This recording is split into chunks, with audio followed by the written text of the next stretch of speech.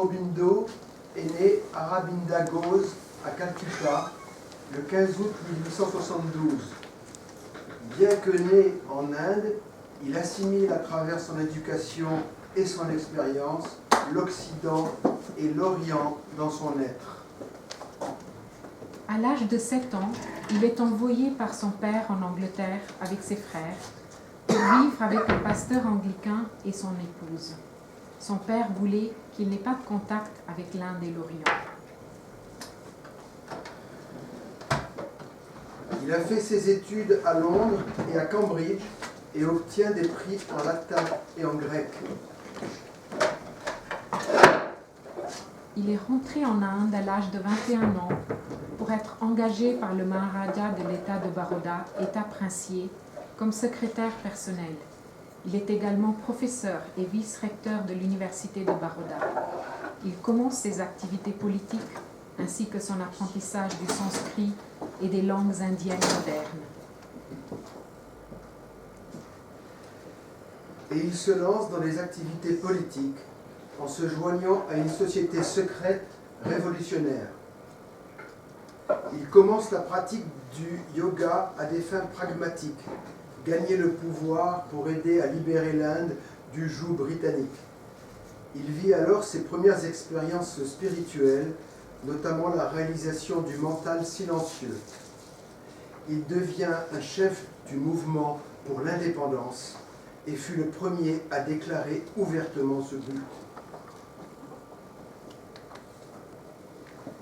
Il fonde un journal nationaliste, Vande Mataram. Ses activités l'amènent à être arrêté pour conspiration.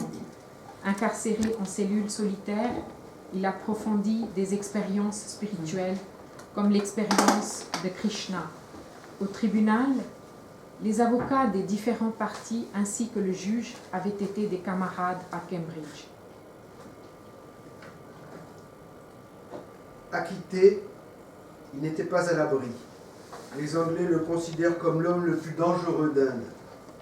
Avec un de ses frères et des jeunes co-révolutionnaires comme Nolini Kanta Gupta, il fuit en bateau pour l'enclave française de Pondichéry.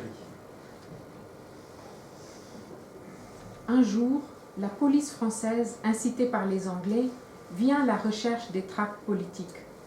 Elle trouve de la poésie écrite en grec classique.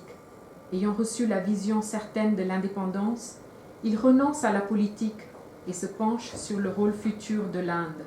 Il commence à attirer visites et louanges comme celle de Rabindranath Tagore. Paul Richard, qui se présente alors comme député de Pondichéry, le rencontre. Il écrit à l'époque qu'Aurobindo était destiné à devenir le gourou de l'Asie, l'enseignant du monde. Rentré en France,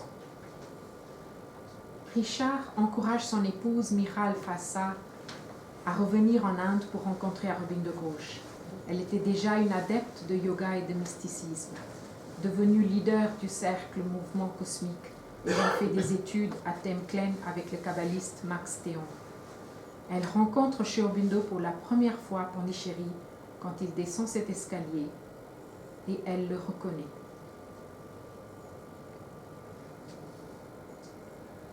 Ils avaient prévu que les trois, simultanément, allaient écrire une revue mensuelle pour exposer le yoga, l'évolution spirituelle personnelle et terrestre, ainsi que des explications en termes mentaux des expériences supraconscientes. Mais la Première Guerre mondiale éclate et les Richards ne peuvent partir en Inde. Pourtant, leur ami, l'artiste danois Johannes Hollenberg s'y rend et fait ses 2 portraits de Sri Aurobindo. À son retour, il écrira un livre sur le yoga pour l'Europe, basé sur ses mois passés avec Sri Aurobindo. C'est Sri Aurobindo seul qui écrit alors ce mensuel du nom d'Arya. Dans ces textes, on trouve les textes republiés et groupés sous les noms de ses œuvres principales. Après avoir passé les années de guerre au Japon, Mira revient en 1920 et reste définitivement en Inde pour collaborer avec Sri Aurobindo pour leur vision commune de la prochaine étape de l'évolution spirituelle. D'autres se joignent à eux, des Indiens ainsi que des Occidentaux, tels que Philippe Barbier de Saint-Hilaire, connu sous le nom de Pavitra, un jeune polytechnicien qui a passé des années avec des lamas en Mongolie. En 1926, le 24 novembre, Sri Aurobindo vit une expérience culminante qui le conforte sur les possibilités du destin humain. Pour se consacrer à l'avancement de ce travail, il se retire et confie la responsabilité des disciples à Mira, celle qu'il commence à appeler la mère de la communauté qui devient son ashram, la maison du maître.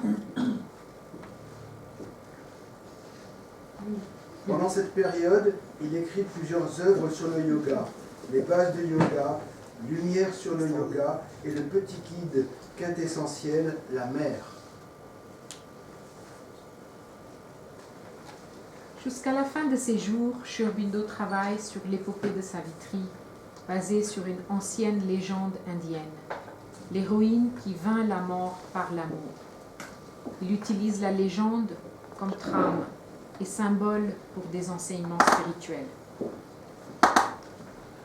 Le photographe Cartier-Bresson a voyagé en Inde pour photographier 3 grands yogis, dont Sri Aurobindo. C'était les premières et dernières images depuis 1926.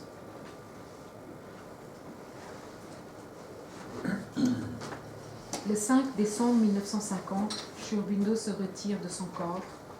La mère dit que c'était un acte conscient et volontaire. Le 9 décembre, il est enterré dans un caveau de marbre au centre de la cour de l'ashram qui se nomme son samadhi. 23 ans plus tard, la mère, après des années de mise en œuvre du travail d'accomplissement de Sri Aurobindo, le rejoint. Son œuvre continue à l'ashram. Avec son école et avec la ville visionnaire d'Auroville fondée par Mère pour la concrétisation de son action.